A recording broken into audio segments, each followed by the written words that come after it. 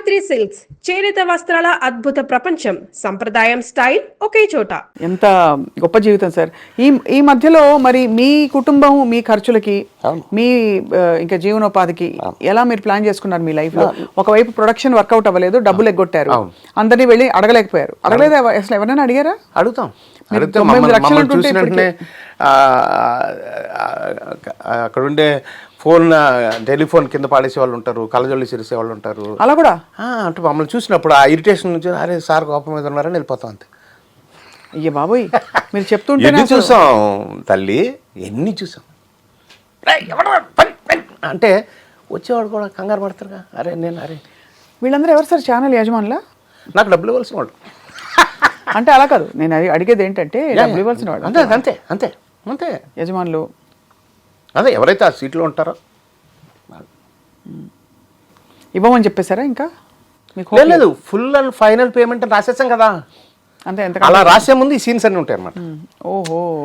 రాసిన తర్వాత ఇక వాడు ఇవ్వడు, ఎట్లా చచ్చిపోతాం, ఎలా మనకు ప్రెషర్ అవుతుంది, మనం ఈ లోపల మనం ఎక్కడో అక్కడ వేషాలు వేసి సంపాదించిందో లేకపోతే ఉండదో ఏదో తెచ్చి దొంగతనంగా కొంత అప్పులు గట్టిగా అడిగి కూడా ఒకటి ఉంటాడుగా పాప, వాడికి ఏదో కష్టం ఉంటుందిగా, వాడికి ఇచ్చి అడగని వాడికి కొంచెం ఆగి ఈ కనీసం ఇదైనా వస్తుందేమో అని అలా మనకి ఇవ్వాల్సిన డబ్బును బాగా ఎక్కువ చేసి ఇచ్చే డబ్బును బాగా తక్కువ చేసి ఆ బ్యాలెన్స్ ఎక్కువైన తర్వాత కట్ చేస్తాం. ఇవన్నీ ఒకవైపు అయితే మీకు యాక్టింగ్లో కూడా రెమ్యునరేషన్స్ ఎగ్గొట్టడం ఉంటాయి? మ్యాక్సిమం ఉండవు, 1-2 ఉంటాయి, మ్యాక్సిమం ఉండవు. ఎందుకంటే రాను వచ్చిన తర్వాత ఇక నాకు ఒక మేనేజర్ గారు ఓ పెద్ద ఆయన ఉంటారు, ఆయన కలెక్ట్ చేసుకుంటాడు. కొంచెం అది ఇబ్బంది లేదు, అదే భుక్తి. మీరు చేస్తున్న ఈ మనం సైతము మీ సహా ఈ తోటి సినిమా పరిశ్రమ మిత్రులు కానీ పెద్దవాళ్ళు కానీ అగ్ర హీరోలు కానీ అగ్ర దర్శకులు కానీ వాళ్ళు ఏమంటారు సార్ మిమ్మల్ని? చాలా చాలా మంచి బాగా సపోర్ట్ చేస్తారమ్మా. ఇప్పుడు వివి వినాయక్ గారు, కొరటాల శివ గారు, ఇలాంటి డైరెక్టర్స్, అనిల్ రావిపూడి, వక్కంత వంశీ, ఇలా రామ్ జోగేశ్ శాస్త్రి గారు, ఇలాంటి వాళ్ళు పిలిచి నాకు నా అకౌంట్లో డబ్బులు వేసి, ఇక నీ అకౌంట్లో డబ్బులు వేసాను, నువ్వు ఇది పంచు, ఇలా చెయ్యి, ఇలా కష్టం చెయ్యి, నీకు చేరితే బాగా చేరుతుంది పేదవాడికి అని అలా. చిరంజీవి గారు కూడా ఇంటికి పిలిచి ఒకసారి 2 లక్షల రూపాయలు ఇచ్చారు నాకు. ఎంత? 2 lakhs ఇచ్చారు, ఇంటికి పిలిచి ఇచ్చారు. ఇప్పుడు చాలా కాలం, ఒక 7 years అవుతుంది. అట్లా వాళ్ళంతా అలా చేసిన వాళ్ళే, బన్నీవాస్ గారు కానీ అలాంటి వాళ్ళంతా అలా పెద్దవాళ్ళ సపోర్ట్ ఉంటుంది.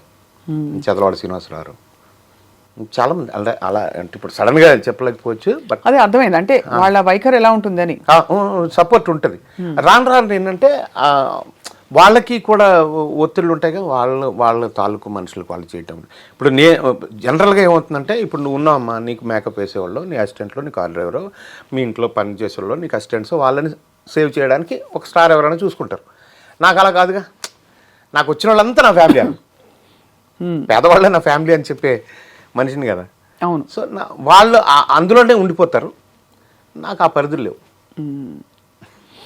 చాలా అసలు స్ట్రగుల్స్తో కూడిన సక్సెస్ఫుల్ జీవితం ఇది. అవునమ్మా. అంటే ఎందుకంటే సక్సెస్ఫుల్ బికాజ్ ఇంతమంది జీవితాలు మీరు తాకారు కాబట్టి, తాకుతున్నారు, ఇంకా కంటిన్యూ అవుతుందని చెప్పి. సో మీ నటన జీవితం ఎలా కొనసాగింది సార్? మీరు వెతుక్కోకుండా రోల్స్ వస్తున్నాయా మీకు? వెతుక్కోకుండానే ఉంటాం. ఎప్పుడైనా అడిగితే రాదమ్మా. మీరు ఏది అడిగి రాలేదు? ఏదైనా సరే, ఏ అవకాశమైనా సినిమా ఇండస్ట్రీలో అడిగితే రాదు. కానీ ఇంతమంది నటులలో అందులో మీరు వేసే క్యారెక్టర్స్ లో ఆ స్లాట్ లో చాలా మంది ఉంటారు. కాదంబరి కిరణ్ గారు వాళ్ళ మనసులో తట్టాలి వెంటనే స్ఫురించాలంటే మీరు ఎలా తట్టిన వాడికే కదా నేను వెళ్ళి పనిచేసేది, దాంతో సాటిస్ఫై అయిపోవడమే అంతే. ఇప్పుడు నేను ఒక మంచి వేషం చేస్తాను అనుకోమా, అది ఆల్రెడీ ఇప్పుడు ఒక స్క్రిప్ట్ రాసే రైటరు, ఆ రైటర్ చుట్టూరా ఉండే టీము, ఒక అసిస్టెంట్ డైరెక్టర్స్ వాళ్ళందరూ టీము, ఒక మేనేజర్స్ వాళ్ళందరి టీము, డైరెక్టర్ ప్రొడ్యూసర్ దగ్గర వీళ్ళందరూ ఉంటారుగా. అవును. వాళ్ళందరూ రెగ్యులర్గా అన్ని సినిమాలు చూస్తుంటారు. నేను రెగ్యులర్గా ఇప్పటికీ ఇండస్ట్రీలో ఉన్నాగా, నా సమకాలీకులు చాలామంది ఇళ్లలో ఉండిపోయారు, కొంతమంది చచ్చిపోయారు. బట్ నేను అలా కాదు, ఈ రోజుకి నేను పనిచేస్తూనే ఉన్నా. ఇప్పుడు నాకు 5-6 సినిమాలు చేతిలో ఉన్నాయి, 6 సినిమాలు ఉన్నాయి చేస్తాను. 6 సినిమాలు అంటే నెలకి ఆల్మోస్ట్ ఒక 15-20 days బిజీ. మీరు 10 days అయితే ఈజీగా ఉంటుంది. 10 days 10 days ఈజీ. మీరు అత్యంత స్ట్రగుల్ పడిన సమయం ఈ 98 లక్షల కథ నాకు ఇంకా అసలు బుర్రకెక్కట్లేదు, బాగా నాకు కూడా కోపంగా ఉంది, నాకే అన్ని విసిరేలే ఉంది. మీరు అంటే మీకు అంతమంది ఎగొట్టారంటే it is not easy. First of all sir, డబ్బులు పోగొట్టుకోవడం ఒకటి, రెండోది మనం ఇంత కోల్పోయాము, మనని ఇంతమంది మోసం చేస్తారనే ఫీలింగ్ ఎవరు తట్టుకోలేరు. అవును, ఆ కసి, నేను అదే ఆ కసిలోంచి నన్ను మోసం చేసిన వాడిని ఇంకా ప్రేమగా పలకరిస్తాను నేను ఇప్పుడు అని ఎవడైతే ఇంకా వాళ్ళు వచ్చి ఇక్కడే ఉన్నారు కదా, నేను ఇంకా బతికే ఉన్నాగా. మీరు ఓకే నా వాళ్ళు వచ్చి చుట్టూనే ఉంటాను. నేను అదే చెప్పాను ఇందాక, రాసినప్పుడు కొంతమంది ఒరే ఫ్రెండ్సే, కొంతమంది ఇంకోటి వాళ్ళైనా, లేకపోతే అవకాశాల్లో నన్ను అవమానాలు చేసినా ఏం చేసినా కానీ. ఇప్పుడు నేను మధ్యలో ఒక మంచి ప్రోగ్రామ్ చేస్తా ఉన్నప్పుడు నాకు ఫిల్మ్ డైరెక్షన్ అవకాశం వచ్చింది. అది నేను ప్రమోషన్ అనుకున్నా.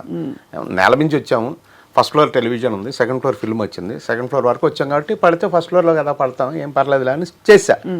కానీ సెకండ్ ఫ్లోర్ నుంచి పడితే భూమి ఆకర్షణ శక్తికి పాతాళానికి పోతామని తెలియదు మనకి, పడిపోవడం జరిగింది. అప్పుడు నీలాంటి ఫ్రెండ్స్ ఎవరైనా దగ్గర నన్ను గుర్తుపడతారు, లేకపోతే నాకు గౌరవిస్తారు, నన్ను అభిమానిస్తారు అనే వాళ్ళ దగ్గరికి వెళ్ళి, అరే నాన్న బ్యాష్మరా, అరే ఊరే అనలేం అవతల. అలాంటప్పుడు ఏంటి ఈ ఫెండర్లో చూసి ఫోటోలు దిగటం డైరెక్షన్ అంటే, ఆ ట్రాలీ చుట్టూరు ఎలా ఉండదు, అదే డైరెక్షన్ అంటే అని ఎక్సెక్కాలు చేసిన వాళ్ళు కూడా ఉన్నారు. బాధపడాలి, తప్పదు, అంచేత వెళ్ళలేం. అందుకనే ఈ ఒరే అనే పదానికి ఇండస్ట్రీలో డార్లింగ్ అనే మాటను కనిపెట్టడం ఇన్ ద సెన్స్ వాడుకలో పెట్టింది నేను. అంటే మరీ ఒరే అని అలా అసహ్యంగా ఇప్పుడు నా దగ్గర పనిచేసిన పిల్లలు 26 మంది ఫిల్మ్ డైరెక్టర్లు ఈరోజు ఉన్నారు నా దగ్గర అసిస్టెంట్లుగా పనిచేసిన పిల్లలు. వీళ్ళల్లో కొంతమంది కోట్లు తీసుకుంటున్న వాళ్ళు కూడా కొంతమంది ఉన్నారు. కానీ మీకు జరగలేదా న్యాయం? వెల్, నేను వెళ్ళి ఒరే అనలేను, నన్ను ఒరే అంటాడేమో అని అతను భయం. అతని ఆ భయానికి ఎందుకు అతను అలాగ ఉండని అని మనం వెళ్ళి డార్లింగ్ అనే మాట కనిపెట్టి నా అసిస్టెంట్లకి, లేకపోతే నేను ఎవరికైతే సర్వీసులు చేశానో హెల్పే చేశానో వాళ్ళందరినీ ఆ డార్లింగ్ అని పిలవటం వల్ల అలాగల్లి అది చివరికి పూరి దాన్ని ఓన్ చేసుకొని డార్లింగ్ అని అతనికి మన ప్రభాస్ చేసి అదే ప్రభాస్ గారి డార్లింగ్. ఆ మాట నేనే. ఎందుకంటే అంత విస్తృతంగా నా దగ్గర సహాయం చేసిన వాళ్ళు, నేను సహాయం చేసిన వాళ్ళు, నేను హెల్ప్ చేసిన వాళ్ళు, నేను పెంచిన మొక్కలు అంత విస్తృతంగా పెరిగారు కాబట్టి నాకు. సో మీరు సినిమా డైరెక్షన్ చేయడం అనేది మీకు బెడిసి కొట్టింది బాగా. అంతేగా, అంతే. కారణం ఏంటంటారు సార్? అది సక్సెస్ అవ్వలేదుగా. ఏమనుకోకు, హ్యాపీ కూర్చోండి, కంఫర్టబుల్గా కూర్చోండి అమ్మా.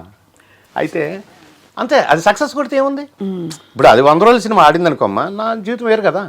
అది 1 వీక్ ఆడింది కాబట్టి కదా మనం. దాని చావు కూడా బోల్డ్ మంది వస్తున్నారు కదా అలా సక్సెస్ కాని వాళ్ళు, 2వ సినిమా అటెంప్ట్ చేస్తున్నారు, 3వ సినిమా అటెంప్ట్ చేస్తున్నారు. అలాగా నాకు 16 కథలు చేసుకున్నాను. ఈవెన్ అక్కినేని నాగార్జున గారి దగ్గర నుంచి ఆలీ వరకు. ఒక నాగార్జున గారి దగ్గర బావా a lovable man only Nagarjuna 1.5 years ఆ కథ, దాని మీద తిరుగుతూనే ఉన్నాం. బ్రహ్మానందం గారితో సిటీ లైట్స్ సైలెంట్ మూవీ, దాంతో అలా తిరుగుతూనే ఉన్నాం. ఇంకోళ్ళు ఎవరితోనో బాబుమాన్ గారు అబ్బాయితోటి ఏదో చేయాలని బాబుమాన్ గారితో వారితో అలా తిరిగాం. హీరోలు ఎవరు ఇవ్వట్లేదు, వెంకటేష్ బాబుతోటి ఏదో అట్లా తిరిగాం. అంటే ఇవన్నీ సంవత్సరం, 6 నెలలు, 8 నెలలు ప్రాసెస్ ఉంటుంది.